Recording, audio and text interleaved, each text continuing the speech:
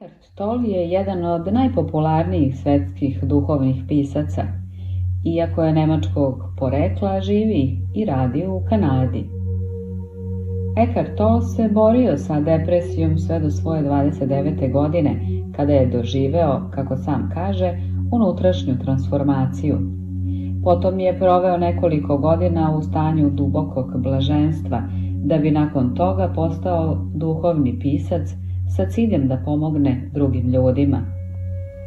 Eckhart Tolle i neke od njegovih najpoznatijih knjiga kao što su Moć sadašnjeg trenutka, Govor tišine, Nova zemlja, Osvešćivanje životne svrhe, pravi su dragulji duhovnog stvaralaštva. Duboko shvatite da je sadašnji trenutak sve što ste ikada imali.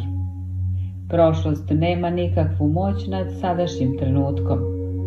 Ono što činite drugima